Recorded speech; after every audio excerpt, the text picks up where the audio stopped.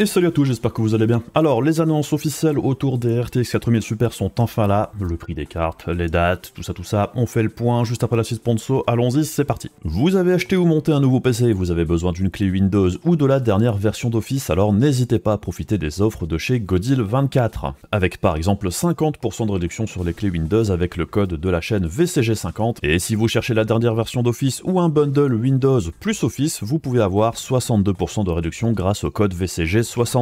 Et sur le site, vous trouverez en bas de la page de l'offre les instructions pour passer commande avec toutes les étapes et comment utiliser leur moyen de paiement par PayPal. Et une fois le paiement validé, en quelques minutes, vous recevrez là où les clés que vous avez commandées par email ainsi que les instructions pour les utiliser, donc pensez bien à vérifier dans votre répertoire spam au cas où le mail s'y trouverait. Et si vous rencontrez un problème quelconque, n'hésitez pas à contacter l'assistance 24h sur 24, 7 jours sur 7 qui vous accompagnera en cas de problème. Tous les liens seront dans la description de la vidéo et comme d'habitude, merci à vous si vous achetez une clé car ça permet d'aider la chaîne tout en ayant pour vous quelque chose en retour. Et également merci bien sûr à Godil24 pour sponsoriser cette vidéo. Alors, il y a quelques jours, j'ai pu assister au briefing pour la presse, pour les annonces du CES 2024 d'NVIDIA, ce qui me permet donc maintenant de vous passer les informations au plus vite. Pour les autres marques, on fera également un point dans d'autres vidéos bien évidemment. Mais en ce qui concerne Nvidia, alors évidemment le gros morceau que vous attendez probablement le plus, ce sont les infos sur la gamme RTX 4000 Super, puisque c'est vrai que ça fait quand même un bon moment qu'on entend parler de ce refresh. On en a aussi déjà pas mal parlé sur la chaîne avec les différentes rumeurs. Allons voir maintenant ce que ça donne, est-ce qu'il se vérifie ou pas. Donc pour cette gamme RTX 4000 Super, il y aura bien 3 nouvelles cartes qui vont sortir pour ce mois de janvier. La première à arriver, ce sera la RTX 4070 Super qui sortira le 17 janvier pour un tarif de 600 $, soit environ 660 € chez nous, après conversion en euros et les 20% de TVA. La 4070 Super vient donc se positionner au même tarif que la 4070 classique, qui elle continuera d'exister sur le marché, mais son tarif officiel baisse à 550 $, soit environ 600 € chez nous, et c'est en fait plus ou moins une officialisation de la baisse de prix de la 4070 qu'on avait déjà pu observer ces derniers temps. Au niveau des specs, alors les rumeurs qui circulaient dernièrement étaient correctes, donc si on reprend le tableau de chez Videocars, on peut observer que la 4070 Super, c'est effectivement une carte qui se veut beaucoup plus proche de la 4070 Ti que de la 4070 classique, puisque grosso modo, la 4070 Super a uniquement environ 6% de QI d'accord en moins et des fréquences légèrement plus basses que la 4070 Ti. Par contre, le sous-système mémoire reste identique, ce qui nous amène la 4070 Super à 220 watts de TGP, ce qui permettra probablement à la plupart des constructeurs de réutiliser les systèmes de refroidissement conçus pour la 4070, là où pour ceux qui équipent les 4070 Ti, on avait souvent des ventirades quand même bien plus imposants. Niveau performance, on s'attend à une carte environ 5-7% moins performante que la 4070 Ti, donc si on simplifie ça au maximum, la 4070 Super, c'est une presque 4070 Ti pour 200 $ de moins. La 4070 Super aura un modèle Founders Edition, et évidemment les modèles custom des partenaires seront là aussi. La 4070 Ti par contre, elle est amenée à disparaître du marché une fois que les stocks seront épuisés. Est-ce que les prix baisseront afin d'écouler celui-ci ? J'en sais rien, mais en toute logique, son prix devrait baisser légèrement, mais je pense pas qu'on la retrouve au même tarif que la 4070 Super pour autant. La seconde carte à sortir, ce sera la RTX 4070 Ti Super, qui arrivera le 24 janvier au tarif de 800 $, soit environ 875 € chez nous. La 4070 Ti Super vient se positionner sur l'ancien tarif officiel de la 4070 Ti. Et en dehors du nom assez amusant, c'est là aussi une carte qui vient remplacer avantageusement la 4070 Ti, puisque la 4070 Ti Super passe sur la puce AD103 qui équipait jusqu'ici uniquement les RTX 4080. On a évidemment moins de QI d'accord, puisque la 4070 Ti Super a 13% de corps en moins que la 4080. Par contre, la 4070 Ti Super a des fréquences GPU légèrement plus hautes en boost. La bonne nouvelle aussi pour la 4070 Ti Super, c'est que l'on est sur le même sous-système mémoire que la 4080, et on est donc sur un bus mémoire 256 bits et 16 Go de VRAM, cadencé légèrement moins haut que la 4080. Mais ça nous fait tout de même, je trouve, une bonne augmentation de la bande passante mémoire vis-à-vis de la 4070 Ti, qu'elle remplace, ainsi que 4 Go de VRAM en plus. Pour la consommation, on est sur un TGP de 285 watts, soit la même consommation que la 4070 Ti. Là aussi, les constructeurs réutiliseront probablement le même système de refroidissement que ceux qui équipaient les 4070 Ti jusqu'ici. Et dans les grandes lignes, la 4070 Ti Super, ça devrait être une 4090, 15% moins performante pour 400 $ de moins que la 4080 originale. Pas de modèle Founders Edition pour la 4070 Ti Super, uniquement des modèles custom partenaires. Et enfin la dernière carte de cette gamme, c'est la 4080 Super qui arrivera pour le 31 janvier, et c'est clairement la carte qui change le moins vis-à-vis de celle qu'elle vient remplacer. Par contre, c'est clairement celle qui évolue le plus au niveau du tarif, puisque l'on passe de 1200 $ pour le tarif de la 4080 originale à 1000 $ pour la 4080 Super, ce qui devrait nous amener celle-ci à environ 1100 € chez nous, après conversion et la TVA. Au niveau des specs, la 4080 Super apporte une très légère augmentation de 5% du nombre de culs d'accord, une fréquence en boost légèrement plus basse et de la RAM légèrement plus rapide pour un TGP qui reste à 320 watts. Donc au niveau des performances, on s'attend grosso modo à 5% mieux que la 4080 originale pour un prix en baisse de 20%. La 4080 Super aura un modèle Founders Edition et évidemment des modèles custom partenaires. Alors maintenant, si on fait le point, grosso modo, cette gamme 4000 Super, c'est un gros réajustement tarifaire d'une bonne partie de la gamme RTX 4000, avec soit une baisse de prix brut, soit de meilleures performances pour le même prix qu'avant. Donc dans l'ensemble, c'est plutôt une bonne nouvelle. Après oui, on pourrait arguer que ça aurait dû ou pu être la gamme telle qu'elle aurait dû sortir à la base, et je suis plutôt d'accord là-dessus, puisque le plus gros souci de la gamme RTX 4000 depuis sa sortie, ce sont les prix, plus que les cartes elles-mêmes, et si la gamme 4000 était sortie avec un placement performance-prix, comme le proposera cette gamme Super, ça en aurait fait, je pense, une gamme bien plus attractive dans l'ensemble. Personnellement, j'aurais aimé une baisse un petit peu plus franche sur la 4070 classique pour l'amener en frontal avec la 7800 XT et avec un écart de perf-prix un petit peu plus cohérent avec la 4070 Super.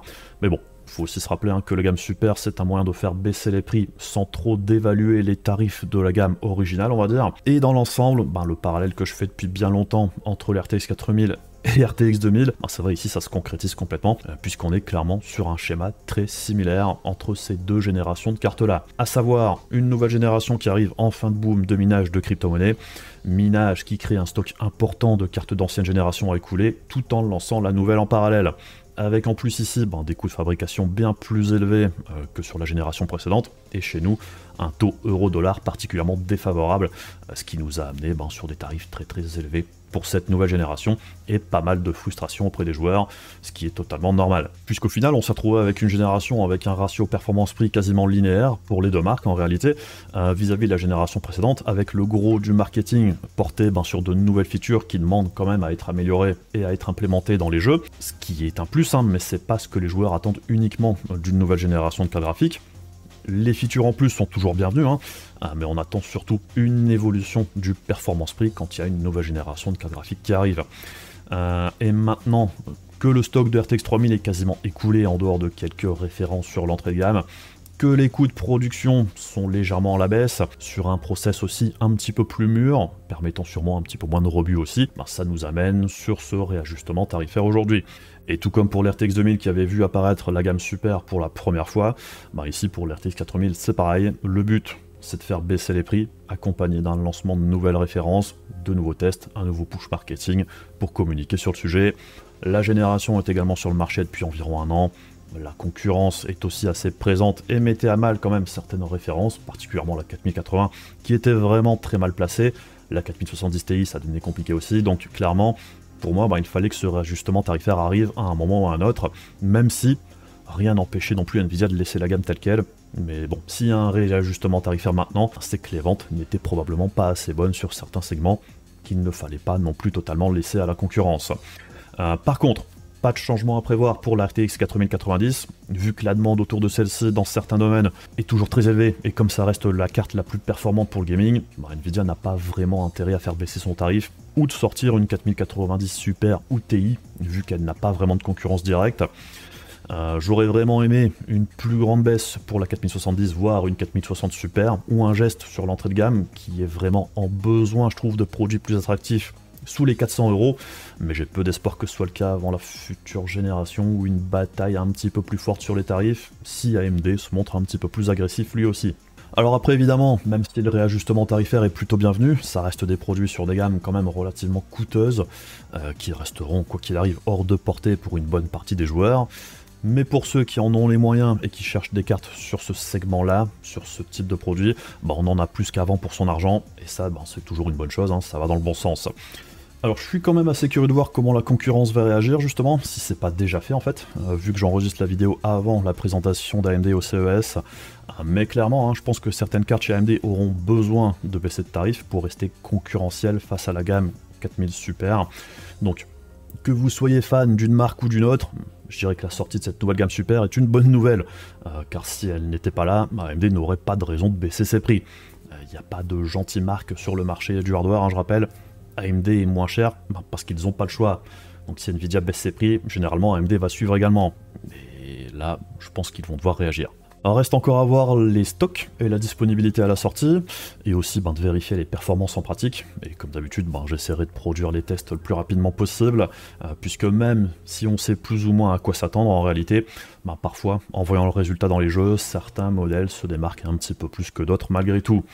Donc personnellement, dans l'ensemble, je trouve quand même que cette nouvelle gamme 4000 Super, c'est une bonne nouvelle. Pour moi, c'est plutôt cool qu'elle arrive, et ça fera un petit peu bouger le marché qui en avait quand même besoin. Alors, en dehors de ça, on passe rapidement aussi sur d'autres annonces qu'NVIDIA a fait pour ce CES. Alors, on a entendu parler du G-Sync Pulsar, qui est une nouvelle technologie pour les moniteurs G-Sync, qui permet de réduire le motion blur. Pour l'instant, on n'a pas énormément d'infos. Une annonce de la techno sur la série Asus ROG Swift PG27 de 2024. De ce qu'on m'a indiqué, c'est pas totalement impossible qu'une mise à jour soit faisable pour des moniteurs plus anciens équipés du module G-Sync de dernière génération, comme ce qui s'était passé avec l'ULMB2, mais rien de confirmé pour l'instant.